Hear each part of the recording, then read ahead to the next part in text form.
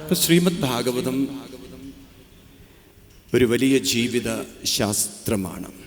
ഞാൻ പറഞ്ഞു, ജീവിതത്തെ ധന്യമാക്കാൻ, അനുഗ്രഹീതമാക്കാൻ, പവിത്രമാക്കാൻ, സുഹൃതമാക്കാൻ, നമ്മുടെ ജീവിതം നമുക്ക് തന്നെ മാറ്റിയെടുക്കാൻ അനുഗ്രഹം ചൊരിയുന്ന, വഴി കാണിക്കുന്ന ഉത്തമോത്തമോത്തമോത്തമമായ ആത്മീയ കൃതി.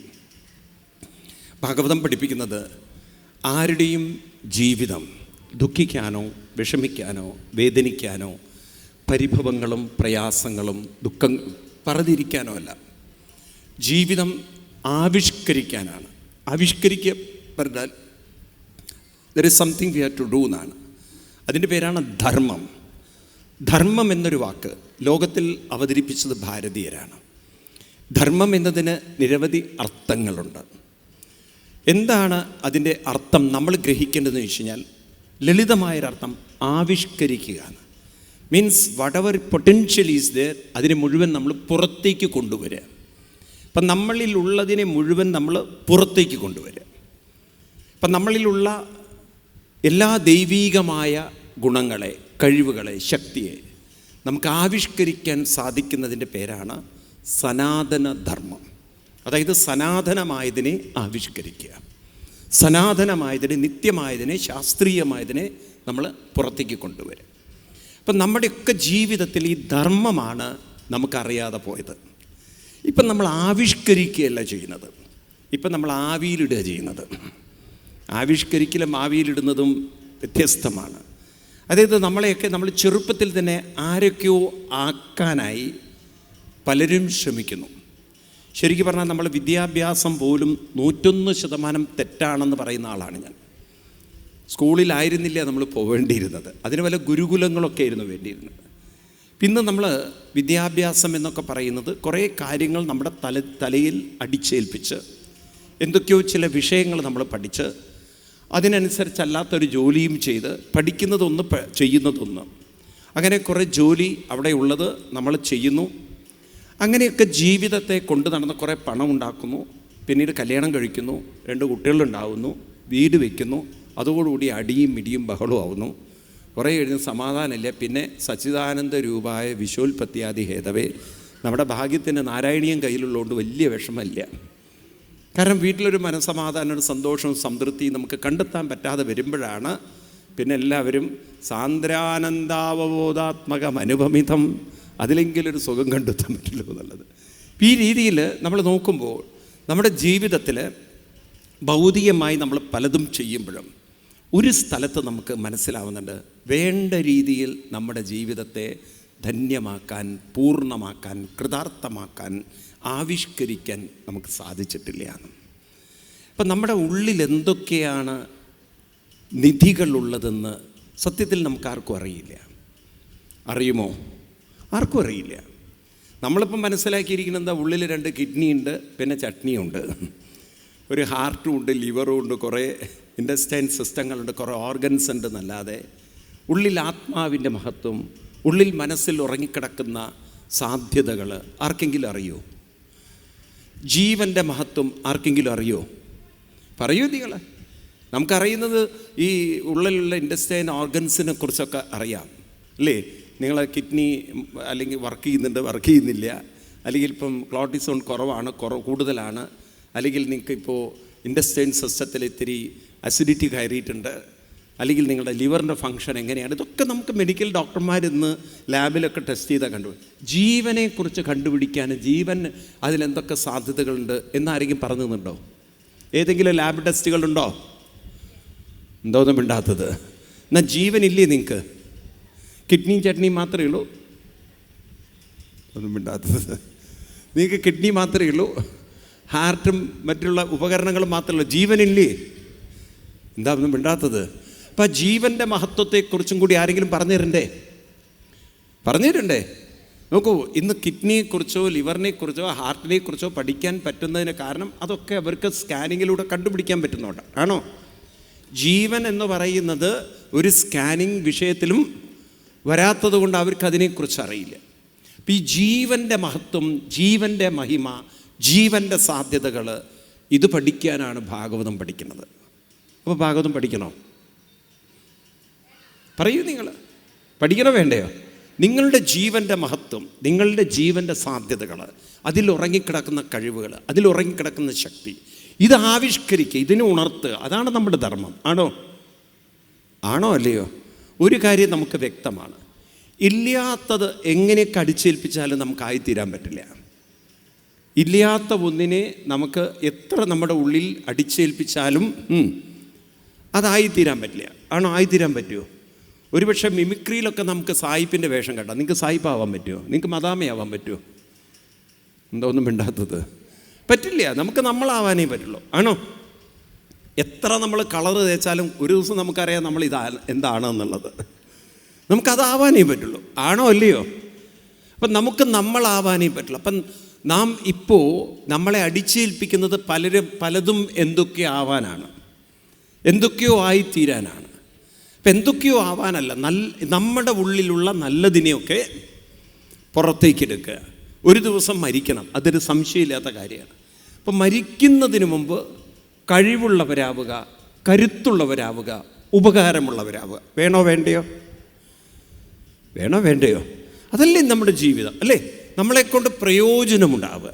ഒരു ശപിക്കപ്പെട്ടവരാവരുത്, ആർക്കും വേണ്ടാത്തവരാവരുത്. സ്നേഹമുള്ളവരായി, സന്തോഷമുള്ളവരായി, ഒരു പരസ്പരം ഐക്യമുള്ളവരായി ഒത്തുചേർന്ന് നമ്മൾ മറ്റുള്ളവർക്ക് നല്ലത് പകർന്നു കൊടുത്ത് അങ്ങനെ ഇങ്ങോട്ട് കടന്നു പോവുക. അതൊരു നല്ല ജീവിതമല്ലേ? എന്താ ഒന്നും മിണ്ടാത്തത് നിങ്ങൾ? നല്ലൊരു ജീവിതമാണോ? അത് എത്ര പേർക്ക് വേണം? എല്ലാവർക്കും വേണം, ആർക്കും വേണ്ടാത്തതായിട്ടില്ല. അപ്പം അതിനൊരു വഴി കാണിക്കാൻ ഒരു കൃതിക്ക് സാധിക്കുമെങ്കിൽ, ഈ ഭാഗവതത്തിന് അത് സാധിക്കുമെങ്കിൽ, ഭാഗവതം പഠിക്കണോ, കേൾക്കണോ, വേണ്ടയോ? പറയൂ നിങ്ങൾ. അതാണ് ഭാഗവതം. അല്ലാതെ ഭാഗവതം ഒരു കഥയല്ല, ഭാഗവതം ജീവിതമാണ്. ജീവിതത്തെ ആവിഷ്കരിക്കാൻ നമുക്ക് കാണിച്ചു തരുന്ന ഒരു കൃതിയാണ് ഭാഗവതം. അതുകൊണ്ട് ഭാഗവതത്തിൽ 2 വാക്കുകൾ നിങ്ങൾ ഓർത്തു വെച്ചാൽ മതി.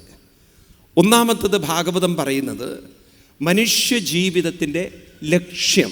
ഈ ലക്ഷ്യത്തെയാണ് ബ്രഹ്മം എന്ന് പറയുക, അല്ലെങ്കിൽ പരം സത്യം എന്ന് പറയുക. എന്താണ് പരമമായൊരു സത്യം? അതായത് പരമമായൊരു സത്യം നമ്മൾ നോക്കുമ്പോൾ നമ്മൾ ഓരോരുത്തരും നമ്മളിലേക്ക് നോക്കണം. സത്യത്തെ കണ്ടുപിടിക്കാൻ പുറത്തല്ല, സത്യം ഒരിക്കലും പുറത്തല്ല സത്യം എന്ന് പറയാൻ കാരണം, പുറത്ത് എന്തുണ്ടെന്ന് കാണണമെങ്കിൽ അകത്തൊരു മനസ്സ് വേണം. കാരണം whatever I am seeing it's a reflection of my മൈൻഡാണ്. നമുക്ക് മനസ്സെന്ന് പറയുന്നില്ലെങ്കിൽ, നമുക്ക് റിഫ്ലക്ഷൻ ഇല്ലെങ്കിൽ എന്ത് കാണാം? അപ്പം നിങ്ങളെ ഞാൻ കാണുന്നു, നിങ്ങൾ സത്യമാണെന്ന് പറയണമെങ്കിൽ എനിക്കെൻ്റെ മനസ്സ് സത്യമായേ പറ്റുള്ളൂ. കാരണം you are reflected in my mind. എനിക്കെൻ്റെ മനസ്സൊരു അബോധാവസ്ഥയിലാണെന്ന് വിചാരിക്കുക. മനസ്സൊരു അബോധാവസ്ഥയിലാണെങ്കിൽ എനിക്ക് നിങ്ങളെ കാണാൻ പറ്റുമോ? ഉറക്കെ പറയൂ, കാണാൻ പറ്റില്ല. ഇപ്പം തലചുറ്റി വീഴുന്ന ആളുകൾക്ക് ഒരു നിമിഷം അവർക്കെല്ലാം ഇരുട്ടാണ്. തലചുറ്റി വീണു എന്ന് കേൾക്കാറില്ലേ? അപ്പോൾ അവരുടെ മുന്നിൽ പലതും കാണുന്നുണ്ട്, പക്ഷേ കാണാൻ പറ്റുന്നില്ല, അവർക്കെല്ലാം ഇരുട്ടാണ്. നിങ്ങൾ നോക്കൂ, ഈ അൽഷീമേഴ്സ് എന്നൊരു അസുഖമുള്ളവർക്ക് അവരുടെ മനസ്സ് മുഴുവൻ പാസ്റ്റിലേക്ക് പോയി, ഒന്നും പ്രസൻറ്റ് ഓർമ്മയില്ല. ഭാര്യ മുന്നിൽ വന്നാലും ഭർത്താവ് മുന്നിൽ വന്നാലും ഒരു പിടിയില്ല. അപ്പം ഭാര്യയും ഭർത്താവും പുറത്താണോ? അതകത്തുള്ളൊരു മൈൻഡിൻ്റെ റിഫ്ലക്ഷൻ അല്ലേ? എന്താ മിണ്ടാത്തത് നിങ്ങൾ? ശരിയാണോ അല്ലയോ? അപ്പോൾ പുറത്താണോ സത്യം? ഈ അകത്തുള്ള മനസ്സാണോ സത്യം? ശരിക്കുള്ളൊരു സത്യം. പുറത്തുള്ളതും സത്യം തന്നെയാണ്, പക്ഷെ പുറത്തുള്ളത് സത്യമാവണമെങ്കിൽ അതിനെ പ്രതിഫലിപ്പിക്കാൻ ഒരു കൂടെ വരുന്നില്ല. നിങ്ങൾ മനസ്സിലാവുന്നില്ല ഞാൻ പറയുന്നത്? മനസ്സിലാവുന്നുണ്ടോ? പുറത്തുള്ളത് സത്യമെന്നെനിക്ക് പറയണമെങ്കിൽ അതിനെ പ്രതിഫലിപ്പിക്കാൻ അകത്തൊരു എന്ത് വേണം? മനസ്സ് വേണം. അപ്പം മനസ്സും സത്യമല്ലേ? ആണോ? മനസ്സും സത്യമാണ്. അപ്പം മനസ്സെന്നൊരു സത്യത്തെക്കുറിച്ചുള്ള പഠനം, ഏത് സത്യത്തെക്കുറിച്ചുള്ള പഠനം? അതാണ് നമ്മുടെ ജീവിതത്തിൽ നമുക്ക് ഈ മനസ്സിൻ്റെ സാധ്യതകൾ, അതാണ് പരം സത്യം. അപ്പം പരം സത്യം പുറത്തല്ല, പരം സത്യം എവിടെയാണ്? ഉള്ളിലാണ്. അതിനെ ആവിഷ്കരിക്കുക, അതിൻ്റെ എല്ലാ സാധ്യതകളെയും ഉണർത്തുക, അതാണ് നമ്മുടെ ധർമ്മം. അപ്പോൾ 1 പരം സത്യവും 2 ധർമ്മവും. ഇത് രണ്ടും വേണ്ടേ? വേണോ വേണ്ടയോ? ഇനി എന്താണ് ധർമ്മം? ധർമ്മം എന്ന് പറയുന്നത് ആചരണമാണ്. ഏതാണ്? അനുഷ്ഠാനമാണ്. അതായത് ഏത് കാര്യവും നമുക്ക് ഒന്ന് ആവിഷ്കരിക്കണമെങ്കിൽ അതിന് നിരന്തര പരിശീലനം വേണം, ട്രെയിനിങ് വേണം. എന്തും നമ്മളെ പരിശീലിപ്പിച്ചെടുത്താൽ പല കഴിവുകളെയും നമുക്ക് വാർത്തെടുക്കാം. ഇപ്പം നിങ്ങളൊരു 10 ദിവസം ഭജന പാടാൻ പോയാൽ 11ാം ദിവസം എന്തെങ്കിലും മൂളാൻ നിങ്ങൾക്ക് പറ്റും. അറ്റ്ലീസ്റ്റ് നിങ്ങൾ കുളിക്കുമ്പോഴെങ്കിലും എന്നൊക്കെ മൂളിയിട്ടുണ്ടാവും. ഉണ്ടാവൂ ഇല്ലയോ? പറയൂ നിങ്ങൾ. 10 ദിവസം നാരായണീയം പഠിക്കാൻ പോയാൽ 11ാം ദിവസം ഏതെങ്കിലും ഒരക്ഷരം ചൊല്ലാതിരിക്കാൻ പറ്റുമോ? അതിൻ്റെ രാഗം മനസ്സിൽ പതിയോ? എന്താ ഒന്നും മിണ്ടാത്തത്? ഇവിടെ ഇരിക്കുന്നവർ സംഗീതം പഠിച്ചവർ കുറവായിരിക്കും. എത്ര പേര് സംഗീതം പഠിച്ചിട്ടുണ്ട്? ഞാൻ പഠിച്ചിട്ടില്ലേ സംഗീതമൊന്നും, ഉള്ളത് പറയുക. ഞാൻ സംഗീതം പഠിക്കാൻ പോയിട്ടില്ല. പക്ഷെ പാടി പാടി പാടി നമുക്കത് ഒരു അനുഭവം വരുന്നുണ്ട് അതിൻ്റെ. എത്ര പേര് സംഗീതം പഠിച്ചവരുണ്ട് ഇവിടെ ഇരിക്കുന്നവർ? ആരുമില്ല. സംഗീതം പഠിച്ചവർ ഒരാളുണ്ട് ഇവിടെ. ഈ ഭാഗത്ത് ആരെങ്കിലും ഉണ്ടോ സംഗീതം പഠിച്ചവർ? ഇനി ബാത്റൂമിൽ പാടാത്തവർ എത്ര പേരുണ്ട്? കുളിക്കുന്ന സമയത്ത് പാടാത്തവർ ആരെങ്കിലും ഉണ്ടോ? പാടിയിട്ടില്ലേ? ഈ പ്രായത്തിൽ പാടുമെന്ന് എനിക്കറിയില്ല. മുമ്പൊക്കെ പാടിയിട്ടില്ലേ? എന്തോന്നും വേണ്ടാത്ത എല്ലാവരും പാടിയിട്ടുണ്ട്. ഉണ്ടാവുമോ? ഇനി കുറച്ചുകൂടി കൗമാരപ്രായത്തിൽ നല്ലോണം പാടിയിട്ടുണ്ടാവും ഇല്ലേ? അന്ന് ഈ കോളേജിലൊക്കെ പഠിക്കുന്ന സമയത്തൊക്കെ പാടാത്തവരാരും ഉണ്ടാവില്ല. പാവാടപ്രായത്തിൽ എന്നെ ഞാൻ കണ്ടപ്പോൾ ഈ ആണുങ്ങളോടൊക്കെ ചോദിച്ചു എന്തൊക്കെ പാട്ടാ അവർക്ക് അറിയാന്നുള്ളത്.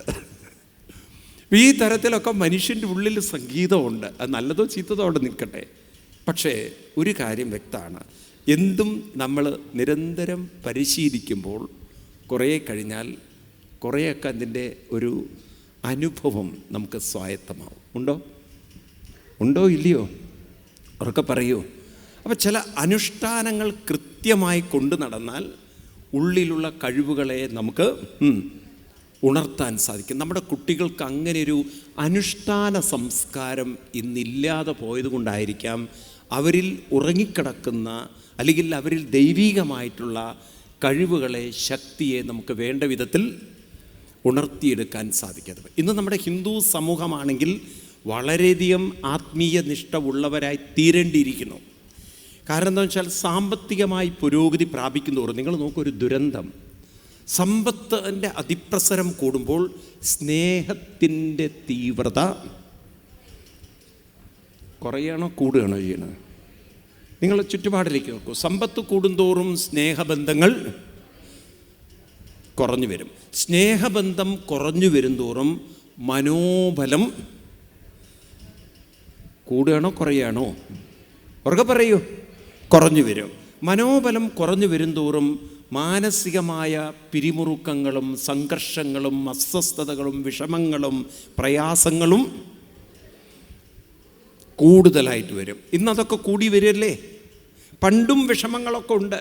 പക്ഷെ അന്ന് സ്നേഹബന്ധങ്ങൾ ഉള്ളതുകൊണ്ട്, കൂട്ടുകുടുംബങ്ങളായതുകൊണ്ട് പല വിഷമങ്ങളൊന്നും പലരും അറിഞ്ഞില്ലേ. ഇന്ന് എനിക്ക് തോന്നുന്നു ഇന്നത്തെ സ്ത്രീകളെ വെച്ച് നോക്കുമ്പോൾ അന്നത്തെ അമ്മമാരെയാണ് ശരിക്കും നമ്മൾ നമസ്കരിക്കേണ്ടത്. എന്ന് വെച്ചാൽ അന്നത്തെ അമ്മമാരെ അനുഭവിച്ച ദുരിതങ്ങൾക്ക് കയ്യും കണക്കുമില്ല. ഉണ്ടോ? ഉറക്കെ പറയൂ നിങ്ങൾ. അന്ന് വീട്ടിൽ സാമ്പത്തികമായിട്ട് വലിയ കാര്യമായിട്ടൊന്നും ഉണ്ടാവില്ല. പണം ഉണ്ടാവില്ല, ബാക്കിയൊക്കെ ഉണ്ടാവുമായിരിക്കും. സ്വത്തോ പറമ്പൊക്കെ ഇതൊക്കെ ഉണ്ടാവുമായിരിക്കാം പലർക്കും. വീട്ടിൽ ധാരാളം വയലുകളും കാര്യങ്ങളൊക്കെ ഉണ്ടാവും. ഇനി നോക്കൂ നിങ്ങൾ, മക്കളാണെങ്കിൽ എല്ലാ വർഷവും മുടങ്ങാതെ പ്രസവിക്കവർ. ഈ മാസം മാസം ഗുരുവായൂർ പോകുന്ന ആൾക്കാരെ പറഞ്ഞ പോലെയാണ്. കൊല്ലം പ്രസവത്തിൽ ഒരു കുറവുമില്ല, ക്ഷാമമില്ല. ഇനി വീട്ടിലാണെങ്കിൽ ഇന്നത്തെ പോലെ സൗകര്യങ്ങളില്ല. ഗ്യാസ് കത്തിക്കാനില്ല, വെള്ളം കോരാൻ സ്വിച്ച് ഓൺ ചെയ്താൽ വെള്ളം വരില്ല, ഗ്രൈൻഡർ ഇല്ല, മിക്സി ഇല്ല, ഒന്നുമില്ല. ഉണ്ടോ? ഒന്ന് ടോയ്ലറ്റിൽ പോകണമെങ്കിൽ അറ്റാച്ച്മെൻറ്റും ഇല്ല. അറ്റാച്ച്ഡ് ബാത്റൂം ഉണ്ടോ? ഒക്കെ ഒരു 1/2 കിലോമീറ്റർ ദൂരെയൊക്കെ പോകണം. കുളിക്കണമെങ്കിൽ ഇന്നത്തെ പോലെ ബാത്റൂം ഇല്ല, അറ്റാച്ച്ഡ്. ഉണ്ടോ? ഒക്കെ വെള്ളമൊക്കെ കോരി അങ്ങനെയൊക്കെ അമ്മിയിൽ അരച്ച് ആട്ടി ആണോ വരുന്നവരല്ല. ദോശയ്ക്കൊക്കെ ഉള്ളത് ആട്ടി അല്ലേ? ഇന്നതൊക്കെ പോയി നമുക്ക് സൗകര്യങ്ങൾ വന്നപ്പോൾ ഇന്നും ആട്ടലുണ്ട്. ഏത്? കല്ലിലല്ല, മനുഷ്യർ തമ്മിൽ ആട്ടുന്നതിൽ കുറവൊന്നുമില്ല. അപ്പോൾ ഈ സൗകര്യങ്ങളൊക്കെ നോക്കൂ, അന്നത്തെ കാലത്തില്ലാതിരുന്നപ്പോൾ അന്നത്തെ അമ്മമാർക്ക് വല്ല പരാതികളും ദുഃഖങ്ങളും ആത്മഹത്യകളും ഉണ്ടായിരുന്നോ? ഉണ്ടോ? 8 പ്രസവിച്ച അമ്മ പറയാം, അയ്യോ ഇനി എന്നെ കൊണ്ട് പ്രസവിക്കാൻ വയ്യ, ഞാനിതാ ചാവാൻ പോകണമെന്ന്. ഇല്ല, 9ാമത്തേന് റെഡിയാ അവർ. ഇല്ലേ, ശരിയല്ലത്? ആണോ? എന്നാൽ ഇന്ന് 2 കുട്ടികളെയും ഒരു ഭർത്താവ് ഇത്രയും സൗകര്യം ഉണ്ടായിട്ട് പോലും ചെറിയ ചെറിയ വിഷമങ്ങൾ താങ്ങാൻ പറ്റാതെ ഇന്ന് ആത്മഹത്യ ചെയ്യുന്നവരുടെ എണ്ണം ക്രമാതീതമായി, ബാക്കി നിങ്ങൾ പറയണം, കൂടുകയാണോ കുറയാണോ? അതും കൂടുതലും ആത്മഹത്യ സംഭവിക്കുന്നത് ഏത് മതവിഭാഗത്തിലാണെന്നറിയോ നിങ്ങൾക്ക്? പത്രമൊക്കെ വായിച്ചു നോക്കൂ നിങ്ങൾ. ആരുടെ ഇടയിലാണ്? ഉറക്കെ പറയൂ. ഹിന്ദുക്കളുടെ ഇടയിൽ. അപ്പോൾ എന്താ മനസ്സിലാക്കേണ്ടത്? സ്നേഹബന്ധങ്ങൾ കുറഞ്ഞു, മനോബലം പോയി, ചെറിയ വിഷമങ്ങളെപ്പോലും നേരിടാൻ ഉറക്കെ പറയൂ കഴിവില്ല. അപ്പം ഇതിനെന്താ ഒരു പ്രതിവിധിയുള്ളത്? ഇതിനുള്ള പ്രതിവിധിയാണ് ധർമാചരണം. എന്താണ്? ഉറക്കെ പറയൂ. ഈ ധർമാചരണമാണ് ഹിന്ദുക്കൾക്ക് നഷ്ടപ്പെട്ടു പോയത്. അപ്പം ധർമാചരണം ഉണ്ടെങ്കിലേ ഉള്ളിലുള്ള ശക്തിയെ നമുക്ക് ഉണർത്താനും ഉയർത്താനും സാധിക്കുള്ളൂ. അതുകൊണ്ട് ഭാഗവതത്തിൽ പറയണു, ധർമ്മപ്രോജ്ജിതകൈതവുത്രപരമോ നിർമ്മത്സരാണം സദാം വേദ്യം വാസ്തവം വസ്തുശിവതം താപത്രയോന്മൂലനം ശ്രീമദ് ഭാഗവതേ മഹാമുനികൃതേ കിം വാപരൈരീശ്വര സദ്യോ ഹൃദ്യവരുദ്ധ്യതേത്ര ഗതിവി ശുശ്രൂഷവിത്തക്ഷണൽ. ഇവിടെ ധർമ്മം ആചരിക്കുക, ധർമ്മം അനുഷ്ഠിക്കുക. എന്ത് ധർമ്മമാണ് അനുഷ്ഠിക്കേണ്ടത്? ധർമ്മം എന്ന് പറയുമ്പോൾ തന്നെ ആചരണമാണ്. എപ്പോഴും ധർമ്മം എന്ന് പറയുന്ന വാക്ക് പറയുമ്പം എന്ത് പറയണം? ആചരണം. അതിൽ പ്രധാനപ്പെട്ട 2 വാക്കുകളാണ് കൃത്യനിഷ്ഠയും അനുഷ്ഠാനവും. എന്തൊക്കെയാണ് 2 വാക്കുകൾ? കൃത്യനിഷ്ഠയും. ഇത് 2ഉം ജന്തുക്കൾക്കില്ല. കൃത്യനിഷ്ഠ എന്ന് പറയുന്നത് നോക്കൂ, ഇന്നിപ്പോൾ രാത്രി ഞാൻ നിങ്ങളുടെ കാര്യമല്ല പറയണത്, നമ്മുടെ വളർന്നു വരുന്ന കുട്ടികളെ ന്യൂജൻ എന്ന് പറയുന്നൊരു വിഭാഗം ഉണ്ടല്ലോ, രാത്രി 12 മണി വരെ ഒടുക്കത്തെ തോണ്ടല. പണ്ടൊക്കെ പറമ്പിലായിരുന്നു കൈക്കോട്ട് കൊണ്ട് തോണ്ടിയിരുന്നത്. ഇനിയിപ്പോൾ ഇവനൊന്നും കൈക്കോട്ട് എടുക്കാൻ പറ്റാത്തത് കൊണ്ട് തോണ്ടുന്നത് ഏതിലാ?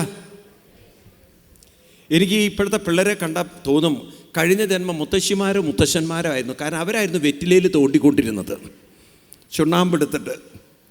ഇന്നിപ്പോൾ ഈ മൊബൈലിൻ്റെ അകത്താണ് അവർ തോണ്ടുന്നത്. ആണോ? വേണ്ടാത്ത കൂട്ടുകെട്ട്. 12 മണി വരെ ഇരുന്ന് തോണ്ടി രാത്രി. ഇനിയിപ്പം വെക്കേഷൻ അല്ലേ വരുന്നത്, 9ഉം 10ഉം മണിയാകുമ്പോഴേ എണീക്കുള്ളൂ. ആണോ? ആണോ അല്ലയോ? ലജ്ജിക്കണം നമ്മൾ. കാരണം നിങ്ങൾ ഇതര മതങ്ങളെയൊക്കെ നോക്കൂ. ഞാൻ ചാലക്കുടിയിൽ നിന്നാണ് വരുന്നത്. അവിടെ ക്രിസ്ത്യൻ ഒരു കൂടുതൽ ഉള്ളൊരു സ്ഥലമാണ്. രാവിലെ 6 മണിക്ക് നിങ്ങൾക്ക് കാണാം ഈ കുട്ടികൾ പള്ളിയിലേക്ക് പോകുന്നത്, മുതിർന്നവർ. 6-6:30 ആകുമ്പോഴേക്കും അവർ പള്ളിയിലെത്തി. എന്നാൽ നിങ്ങൾ നമ്മുടെ അമ്പലങ്ങളിലൊക്കെ പോയി നോക്കൂ, ഒരെണ്ണം രാവിലെ എണീക്കില്ല. ഇതെന്താണ് പറ്റിയെന്ന് വെച്ച് കഴിഞ്ഞാൽ, സത്യം പറഞ്ഞാൽ നമുക്കങ്ങനെ ഒരു ധർമാചരണ സംസ്കാരം ഹിന്ദുക്കളുടെ ഇടയിൽ, ഉറക്കെ പറയൂ, ഇല്ല. ഇനി മുസ്ലിങ്ങളുടെ ഇടയിൽ നോക്കൂ, ഇന്നലെ പ്രസവിച്ച കുട്ടിയാണ് ഇന്ന് തൊപ്പിയിട്ടിട്ട് മദ്രസയിൽ പോകണത്. അതിനോട് ചോദിച്ചു നോക്ക്, ഇതെന്നാ പ്രസവിച്ചത്? ഇന്നലെ രാവിലെ എന്ന് പറയൂ. അതിന് 3 വയസ്സായിട്ടുണ്ടോ എന്നാലും എനിക്ക് ഒരു പിടിയില്ല. അപ്പോൾ കുരുന്ന് കുട്ടികളിങ്ങനെ പോകുന്നത് കാണുമ്പോൾ അല്ലേ, നമ്മുടെ കുട്ടികൾക്ക് നമുക്ക് ചിന്തിക്കാൻ പറ്റുമോ? അത് പറയൂ നിങ്ങൾ. അതുകൊണ്ട് തന്നെ അവരുടെ ഒരു ഐക്യമുണ്ട്. ഇപ്പോൾ ഇന്ന് പാർലമെൻറ്റിൽ നിങ്ങൾക്കറിയാലോ, ഡിബേറ്റ് നടക്കുകയാണ് വഖഫ് ബില്ലിനെ കുറിച്ച്. അവരെല്ലാവരും ശാസനം കൊടുത്തിരിക്കുകയാണ് ഇവിടുത്തെ കേരളത്തിലെ MP-മാർക്ക്. ഇതേ വഖഫ് ബില്ലിനെ ആരും സപ്പോർട്ട് ചെയ്യരുത്, എതിർത്ത് വോട്ട് ചെയ്യണമെന്ന്. അത് പറയുമ്പോൾ ഇവിടുത്തെ കേരളത്തിലെ MP-മാർ സപ്പോർട്ട് ചെയ്യും. കാരണം അവരുടെ ഇടയിൽ സംഘടിതരാണ് അവർ, അത്ര കരുത്തരാണ് അവർ. ആണോ? പറയുമ്പോൾ ഹിന്ദുക്കളെക്കാളും മൈനോറിറ്റി ആണെങ്കിൽ പോലും their voice is much more powerful than the majority Hindus എന്നുള്ളതാണ്. കാരണം നമ്മൾ ഹിന്ദുക്കൾക്ക് ശക്തിയില്ല. ശരിയാണോ ഞാൻ പറഞ്ഞത്? എന്താ ഒന്നും മിണ്ടാത്തത് നിങ്ങൾ? അപ്പോൾ ഇത് ഞാൻ അവർക്കെതിര് പറയില്ല. ഞാനിത് പറയാൻ കാരണം, ഈ വഖഫ് ബിൽ ഡിബേറ്റബിളാണ്, അതവിടെ നിൽക്കട്ടെ. നമ്മൾ അത് ശരിയാണോ തെറ്റാണോ എന്നുള്ളത് അത് ഡിഫറെൻറ്റ് ക്വസ്റ്റ്യനാണ്. കാരണം അതൊക്കെ കോൺസ്റ്റിറ്റ്യൂഷനെതിരാണെന്ന് പറയുന്നത്. കോൺസ്റ്റിറ്റ്യൂഷനായിട്ട് വഖഫ് ബില്ലിന് ഒരു ബിന്ദുവില്ല. കാരണം ഇറ്റ്സ് അമെൻമെൻറ്റാണ്. അമെൻമെൻറ്റിനെയാണ് അവർ മാറ്റുന്നത്. എല്ലാവർക്കും അറിയാം, അറ്റ്ലീസ്റ്റ് ലേശം കോമൺ സെൻസ് ഉള്ളവർക്ക് അറിയാം. It's not against constitution. കോൺസ്റ്റിറ്റ്യൂഷനെ തൊടുന്നതല്ല അത് ഇന്ദിരാഗാന്ധി കൊണ്ടുവന്ന ഒരു അമെൻമെൻറ്റിനെ അത് മാറ്റിക്കൊണ്ട് വേറൊരു അമെൻമെൻ്റ് ആക്കുകയാണ്. അവർ കൊണ്ടുവന്ന അമെൻമെൻറ്റ് ആർക്കും വഖഫ് പ്രോപ്പർട്ടി ഡിക്ലെയർ ചെയ്യാം, അതൊന്നും ഇനി പറ്റില്ല. ഇനി അതിനൊക്കെ ഒരു വ്യവസ്ഥ ഉണ്ട്. ഒരു വഖഫ് പ്രോപ്പർട്ടി ആർക്കും ചോദ്യം ചെയ്യാൻ പാടില്ല. മുസ്ലിയാർ പറഞ്ഞ ഫൈനലാണ്. ഇപ്പം അതൊക്കെ മാറ്റിയിട്ട് കോർട്ടിൽ ചോദ്യം ചെയ്യാം. അതൊരു സത്യം പറഞ്ഞ സിസ്റ്റമാറ്റിക് ആക്കുകയാണ് ഈ വഖഫിൽ. ഞാൻ അതിനെക്കുറിച്ചല്ല പറയുന്നത്. ഞാൻ പറഞ്ഞു വരുന്നത്, അതായത് തെറ്റിദ്ധരിപ്പിച്ചുകൊണ്ട് നമ്മളെ ഹിന്ദുക്കളെ പോലും കൺഫ്യൂഷനാക്കാൻ. നിങ്ങൾക്കറിയാലോ, ഈ പാർലമെൻറ്റിലെ എം പിമാരിൽ ഏറ്റവും ഭൂരിപക്ഷം ഹിന്ദുക്കളാണ്. പക്ഷെ അവർക്ക് പോലും കൺഫ്യൂഷൻ ഉണ്ടാക്കുന്ന വിധത്തിൽ ഒരു മതത്തിന് അവരെ സ്വാധീനിക്കാൻ സാധിക്കുന്നു എന്ന് പറയുമ്പോൾ എത്ര ഹിന്ദുക്കൾ ജന്തുക്കളായി മാറി നോക്കൂ നിങ്ങൾ. ഹിന്ദുക്കൾ ജന്തുക്കളായി മാറി. അപ്പോൾ ഒരു ടോട്ടാലിറ്റി, ഒരു പൂർണ്ണ വിഷൻ. ഇതെന്താണ് ശരിക്കും ഈ ബില്ല്? ഇത് ആർക്കെങ്കിലും എതിരാണോ? എന്താണ് ഇതെന്ത് ഈ ഹിന്ദുക്കൾക്ക് ഒറ്റക്കിട്ട് ചിന്തിക്കാൻ പറ്റാത്തത്? കാരണം ഒരനുഷ്ഠാന സംസ്കാരത്തിലൂടെയല്ല ഹിന്ദു വളർന്നു വരും. അവർക്ക് എങ്ങനെ ഇത് പറയാൻ സാധിക്കും? നോക്കൂ നിങ്ങൾ, it's nothing to do with constitution. എന്നിട്ടും അവർ കോൺസ്റ്റിറ്റ്യൂഷൻ എഗെയിൻസ്റ്റ് ആണെന്ന് പറയാൻ കാരണം, എന്തുകൊണ്ട് അവർക്ക് പറയാൻ സാധിക്കുന്നു? കാരണം അവരവരുടെ മതം ആചരിച്ച് അവർക്കുറപ്പാണ് രാഷ്ട്രത്തേക്കാൾ ഞങ്ങൾക്ക് വലുത് മതമാണ്. They are more focusing on the religion than the country.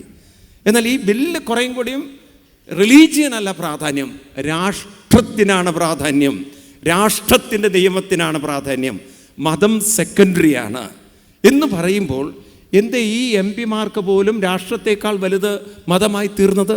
കാരണം അതിവരുടെ തലയിലേക്ക് ഇട്ടുകൊടുക്കാൻ മതം ഉറപ്പിച്ചവർക്ക് സാധിക്കും. മനസ്സിലാവുണ്ടോ നിങ്ങൾക്ക്?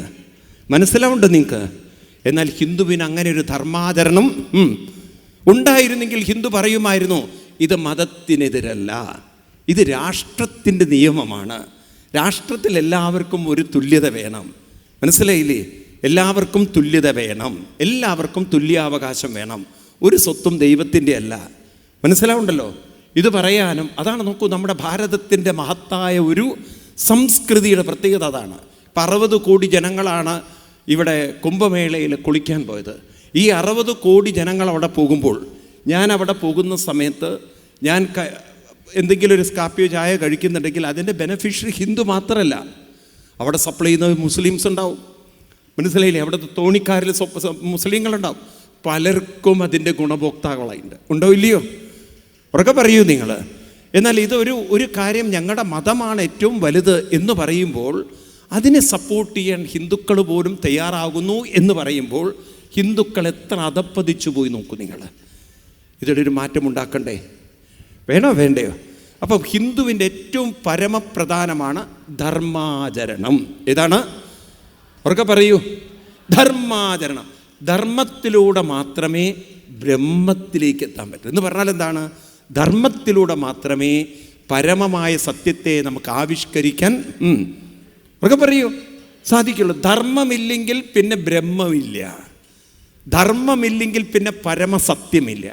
സത്യം വലുതായതുകൊണ്ട് കാര്യമില്ല, ലക്ഷ്യം വലുതായതുകൊണ്ട്. If I am not travelling, if I am not moving, what is the greatness in the destination ആണ്. ലക്ഷ്യം വലുതാണ് എനിക്ക്. പക്ഷെ ഞാൻ പുറത്തു പോകാൻ താല്പര്യമില്ലെങ്കിൽ, ഒരടി അനങ്ങുന്നില്ലെങ്കിൽ ആ ലക്ഷ്യം കൊണ്ട് എനിക്കെന്ത് പ്രയോജനം?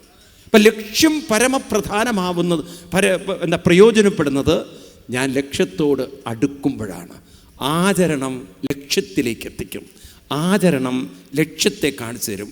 ഈശ്വരനെ കാണാൻ എന്താ വഴി എന്ന് ചോദിച്ചു കഴിഞ്ഞാൽ ധർമാചരണത്തിലൂടെ മാത്രമേ ഈശ്വര ദർശനം നമ്മുടെ ജീവിതത്തിൽ സാധ്യമാണ്. വെറുതെ അമ്പലത്തിൽ പോയി തൊഴുതുകൊണ്ട് ഒരാൾക്കും ഈശ്വരനെ കാണാൻ സാധ്യമല്ല. അതിനേത് വേണം? ധർമാചരണം വേണം. ഈ വാക്ക് നിങ്ങൾ മറക്കരുത്. കൃത്യനിഷ്ഠയും, ഉറക്കെ പറയൂ, അനുഷ്ഠാനവും. അതുകൊണ്ട് നമ്മൾ ക്രമേണ നമ്മുടെ കുട്ടികളിൽ ഈ ഒരു വിഷ്ണു സഹസ്രനാമ ജപവും ലളിതാ സഹസ്രനാമ ജപവും സംസ്കാരവും കൊണ്ടുവരണം. പണ്ട് കാലത്തൊക്കെ നമുക്ക് സന്ധ്യയ്ക്ക് നാമജപങ്ങളുണ്ടായിരുന്നു. ഇനി നമ്മൾ കുട്ടികൾക്ക് പറഞ്ഞ് പഠിപ്പിക്കണം, രാത്രി ഉറങ്ങുന്നതിന് മുമ്പെങ്കിലും നിങ്ങൾ ലളിതാ സഹസ്രനാമവും, രാവിലെ ഉണർന്നു കഴിഞ്ഞാൽ കുളിക്കാൻ പറ്റിയില്ലെങ്കിൽ പോലും കുഴപ്പമില്ല, കൈയും കാലും കഴുകിയിട്ട് പല്ലും കഴുകിയിട്ട് ഒന്ന് ശുദ്ധീകരിച്ച് നിങ്ങൾ പല്ല് തേച്ച് ഒന്ന് മുഖമൊക്കെ ഒന്ന് വൃത്തിയാക്കി കൈയും കാലും കഴുകിയിട്ടെങ്കിലും എന്ത് ചെയ്യണം? ഉറക്കെ പറയൂ. ഒരു വിഷ്ണു സഹസ്രനാമ ജപ സംസ്കാരവും കൊണ്ടുവരണം. എനിക്ക് 3 കാര്യം നിങ്ങളോട് പറയാമല്ലോ. ഈ വിഷ്ണു സഹസ്രനാമം ലളിതാ സഹസ്രനാമം, അറ്റ്ലീസ്റ്റ് ഭഗവത്ഗീത, ഇത് മൂന്നും ഒന്ന് ഹിന്ദുക്കൾ സ്വായത്തമാക്കിയാൽ, ഒന്ന് പഠിച്ചെടുത്താൽ പിന്നെ ഹിന്ദുവിനെ തളർത്താൻ ഒരു ശക്തിക്ക് സാധ്യമല്ല. പിന്നെ ഇവിടെ ഹിന്ദുക്കളുടെ ഇടയിൽ ആത്മഹത്യ ഉണ്ടാവില്ല. കാരണം അനുഷ്ഠാനത്തിൻ്റെ ആവർത്തനം മനോബലമായി തീരും. എന്ത് നമ്മൾ ആവർത്തിക്കുന്നുണ്ടോ, എന്ത് നമ്മൾ കൃത്യമായി അനുഷ്ഠിക്കുന്നുണ്ടോ, a consistency will make a transformation. A consistency will take into the height of our mental power. അത്ര ഉറപ്പാണത്. ആ കൺസിസ്റ്റൻസിയാണ്, ആ പ്രാക്ടീസാണ്. അതുകൊണ്ടാണ് ഇംഗ്ലീഷിൽ പറഞ്ഞ പ്രാക്ടീസ് മേക്സ് മാൻ പെർഫെക്റ്റ് എന്നുള്ളത്. ഇത് നമുക്ക് കുട്ടികൾക്ക് പറഞ്ഞു കൊടുക്കണം. മനസ്സിലാവുണ്ടല്ലോ? ധർമാചരണം മനുഷ്യനെ മനോബലത്തിലേക്ക് എത്തിക്കും. ഇത് നമ്മുടെ കുട്ടികളിലേക്ക് ഇന്ന് ആവശ്യമാണ്. വേദവ്യാസ മഹർഷി ഭാഗവതം രചിക്കുമ്പോൾ അതിലേക്കാണ് നമ്മൾ പടിയായിട്ട് കൊണ്ടുപോകുന്നത്. അപ്പം ഭാഗവതം എവിടെ നിന്ന് ആരംഭിക്കണം എന്നിങ്ങനെ വേദവ്യാസ മഹർഷി നോക്കുമ്പോൾ അദ്ദേഹത്തിന് മനസ്സിലായി മഹാഭാരത യുദ്ധ രംഗത്ത് നിന്നും ആരംഭിക്കുന്നതാണ്. അപ്പോൾ വേദവ്യാസ മഹർഷി നോക്കി എവിടെ നിന്നാണ് ഈ ഭാഗവതം ആരംഭിക്കേണ്ടത്. അദ്ദേഹം മഹാഭാരതത്തിൻ്റെ ലാസ്റ്റ് എപ്പിസോഡ്, ആ ലാസ്റ്റ് പാർട്ടിൽ നിന്നാണ് ഭാഗവതത്തിൻ്റെ യാത്ര ആരംഭിക്കുന്നത്. അപ്പോൾ മഹാഭാരത യുദ്ധക്കളത്തിലേക്കാണ് വേദവ്യാസ മഹർഷി നമ്മളെ കൊണ്ടുപോകുന്നത്. അപ്പോൾ അവിടെ കുരുക്ഷേത്ര യുദ്ധഭൂമിയിൽ 18ാമത്തെ ദിവസം ഭീമസേനനും ദുര്യോധനനും തമ്മിലുള്ള ഗദായുദ്ധം. ദുര്യോധനൻ ഭീമസേനൻ്റെ ഗദ കൊണ്ടുള്ള അടിയേറ്റ് തുടയിൽ പൊട്ടി താഴെ വീഴുന്നു. കുരുക്ഷേത്ര യുദ്ധഭൂമിയെ പ്രകമ്പനം കൊള്ളിക്കുന്ന വിധത്തിൽ അലറിക്കരഞ്ഞു. ആ കരച്ചിലിൻ്റെ പിന്നിൽ 2-3 സന്ദേശങ്ങളുണ്ടായിരുന്നു. ഒന്ന്, ഇത്രയും കാലം അഹങ്കരിച്ച് നടന്ന ആ ദുര്യോധനൻ എല്ലാം കൈവിട്ടുപോയി, എൻ്റെ കണക്കുകൂട്ടൽ മുഴുവൻ തെറ്റിപ്പോയി എന്നുള്ളൊരു കുറ്റബോധത്തിൻ്റെ വേദനയുണ്ടായിരുന്നു. രണ്ടാമത്തത്, ഭീമസേന നീ എന്നെ ചതിച്ചു കളഞ്ഞല്ലോ എന്നുള്ളൊരു ആ ഭീമസേനോടായിരുന്നു ദുര്യോധനൻ്റെ പ്രതികാരവും എല്ലാ വിധത്തിലുള്ള അദ്ദേഹത്തിൻ്റെ ശത്രുതയും. പണ്ട് വെള്ളത്തിൽ മുക്കിക്കൊല്ലാൻ നോക്കിയതാണ് ദുര്യോധനൻ ഭീമസേന. പഴയൊരു കഥയെ കണ്ട് പിന്നെ അരക്കല്ലത്തിലിട്ട് തൊട്ട് കൊല്ലാൻ നോക്കിയതും അതും ഭീമസേനോടുള്ള പകയായിരുന്നു ബേസിക്കലി. ഈ കാര്യങ്ങളൊക്കെ ഭീമസേന നിന്നെ നശിപ്പിക്കാൻ നോക്കി, നിൻ്റെ കൈകൊണ്ടാണല്ലോ എനിക്ക് മരണം വന്നത്. മൂന്നാമത്തൊരു കാര്യം, അന്നത്തെ കാലഘട്ടത്തിൽ ഗദ ഒരിക്കലും അരയ്ക്ക് താഴെ, പൊക്കിളിന് താഴെ ഉപയോഗിക്കരുതെന്നൊരു നിയമമുണ്ട്. എന്നാൽ ഇവിടെ ദുര്യോധനന് അടി കിട്ടുന്നത് തുടയിലാണ് പൊട്ടിക്കുന്നത്. കൃഷ്ണൻ കാരണമാണ് ഭീമസേനൻ അത് ചെയ്തത്.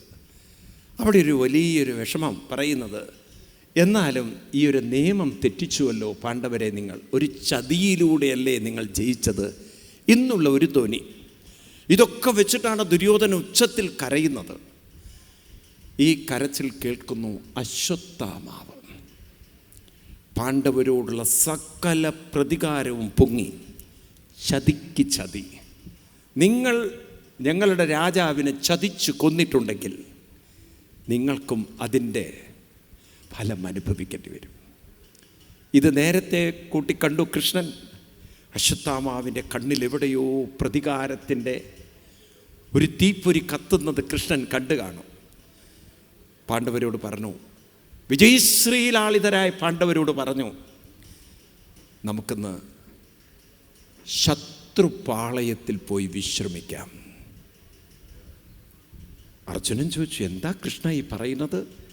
വിജയിച്ച നമ്മൾ ശത്രുപാളയത്തിൽ പോയി വിശ്രമിക്കേ? നമുക്കൊരു അഭിമാനമില്ലേ? നമ്മുടെ പാളയമില്ലേ? അർജുന, ഞാൻ പറയുന്നത് അനുസരിച്ചാൽ മതി. ഇന്ന് നമ്മൾ ശത്രുപാളയത്തിൽ പോയി വിശ്രമിക്കും. എന്താണതിൻ്റെ പിന്നിലുള്ള യുക്തിയെന്ന് പാണ്ഡവർക്ക് മനസ്സിലായില്ല. പക്ഷെ കൃഷ്ണൻ പറഞ്ഞത് അനുസരിച്ചല്ലേ പറ്റുള്ളൂ. ശത്രുപാളയത്തിൽ പോയി കിടന്നു. രാവിലെ ആവുമ്പോഴാണ് അറിയുന്നത്, പാണ്ഡവ പാളയത്തിൽ കടന്ന പാണ്ഡവർക്ക് പാഞ്ചാലിയിലുണ്ടായിരുന്ന 5 പുത്രന്മാരെ, ദ്രൗപദിയുടെ പുത്രന്മാരെ അശ്വത്ഥാമാവ് വകവരുത്തി എന്നുള്ളത്.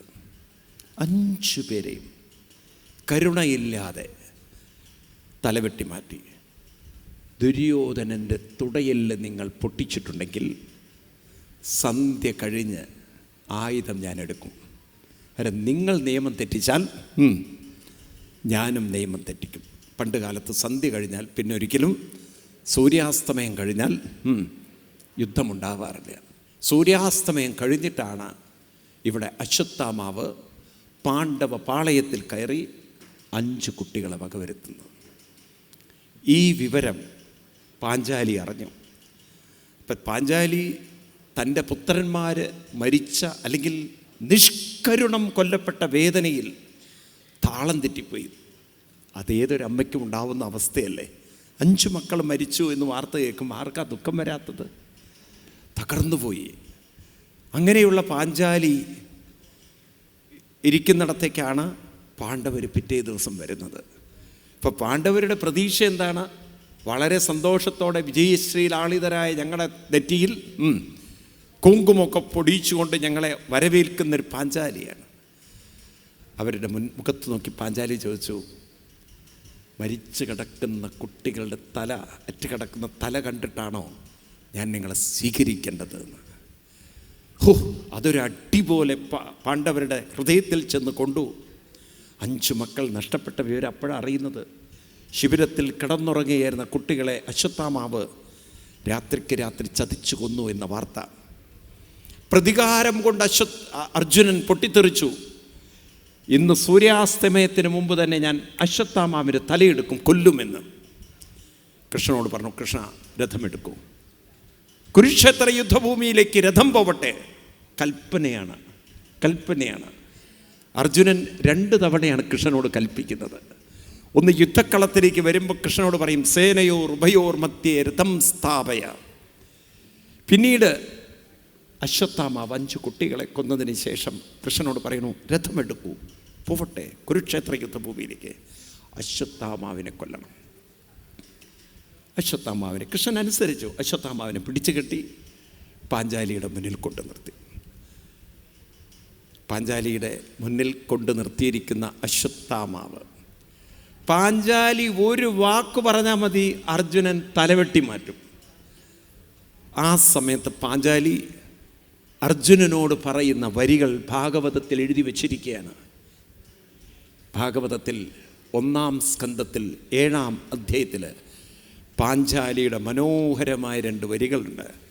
പറയുന്നത്, അർജുന, ഈ അശ്വത്ഥാമാവിനെ കൊല്ലരുത്.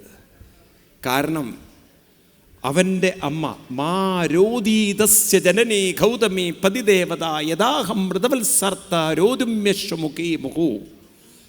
എനിക്ക് 5 കുട്ടികൾ നഷ്ടപ്പെട്ടു. ഇവൻ്റെ അമ്മയ്ക്ക് ഒരു വേദന കൊടുത്തുകൊണ്ട് തളർത്തരുത്.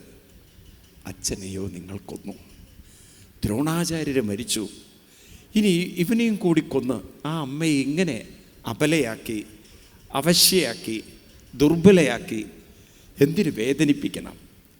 എൻ്റെ മക്കൾ മരിച്ച വേദന എനിക്കറിയാം. എനിക്കൊരു പക്ഷെ അതിനെ തരണം ചെയ്യാൻ സാധിക്കും. ഈ അമ്മയ്ക്ക് ആ വേദന താങ്ങാനുള്ളൊരു കഴിവുണ്ടാവണമെന്നില്ല. അമ്മയെ ഓർത്ത് അവനെ വിട്ടേക്കുമെന്ന്. ആരെ ഓർത്ത്? അമ്മയെ ഓർത്ത്. ഇവിടെ പാഞ്ചാലി തൻ്റെ മക്കൾ നഷ്ടപ്പെടുമ്പോഴും അവരമ്മയുടെ ഹൃദയത്തെ മനസ്സിലാക്കുന്ന പാഞ്ചാലി പറയാണ്, അമ്മയെ ഓർത്ത് ഇവനെ വിട്ടോളൂ. അപ്പം അർജുനനാകെ വിഷമിച്ചു. കാരണം അർജുനൻ പ്രതിജ്ഞ ചെയ്തിരുന്നു, ഞാൻ ആരെ കൊല്ലും? അശ്വത്ഥാമാവിനെ കൊല്ലുന്ന. അപ്പം കൃഷ്ണൻ്റെ മുഖത്ത് നോക്കിയപ്പോൾ കൃഷ്ണൻ പറഞ്ഞു, അർജുന, പാഞ്ചാലി പറഞ്ഞതും ശരിയാണ്, നിൻ്റെ പ്രതിജ്ഞയും ശരിയാണെന്ന്. ഏതാ ഉചിതം എന്ന് വെച്ചാൽ ചെയ്തോളൂ എന്ന്. ഇനി കൺഫ്യൂഷൻ ആക്കാനുണ്ടോ? പാഞ്ചാലി പറഞ്ഞതും ചെയ്തോളൂ, നീ പ്രതിജ്ഞ ചെയ്തതും ചെയ്തോളൂ എന്ന്. നമ്മളാണെങ്കിൽ ചോദിക്കും, കൃഷ്ണ വട്ടുണ്ടോ ചോദിക്കും. പാഞ്ചാലി കൊല്ലരുതെന്ന് പറയുന്നു, അർജുനൻ പ്രതിജ്ഞ ചെയ്തിരിക്കണോ എനിക്ക് കൊല്ലണമെന്ന്. അപ്പോഴാണ് കൃഷ്ണൻ പറയുന്നത്, ഉചിതമെന്തെന്നോ അത് ചെയ്യൂ.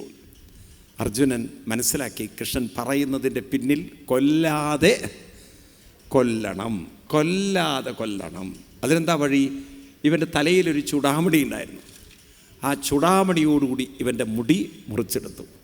ബ്രാഹ്മണൻ അന്നത്തെ കാലത്ത് കുടുംബ മുറിച്ചാൽ കൊല്ലുന്നതിന് തുല്യമായൊരു കാലമായിരുന്നു പഴയ കാലത്ത്. അങ്ങനെ ഇവനെ കൊല്ലാതെ കൊന്നു. ഇവൻ വെറുതെ വിടുമോ? തന്നെ ഇങ്ങനെ പരസ്യമായി ഈ തരത്തിൽ വേദനിപ്പിച്ച പാണ്ഡവ വംശത്തോടുള്ള പ്രതികാരം ഉള്ളിലെങ്ങനെ കത്തിക്കാളുകയാണ്. എടുത്തു മറ്റൊരസ്ത്രം. പാണ്ഡവന്മാർക്ക് ഇനി ആകെയുള്ളൊരു സന്താന ബീജം അർജുനൻ്റെ പുത്രനായ അഭിമന്യുവിന് ഉത്തരാദേവിയിലുള്ള ഒരു കുഞ്ഞാണ്.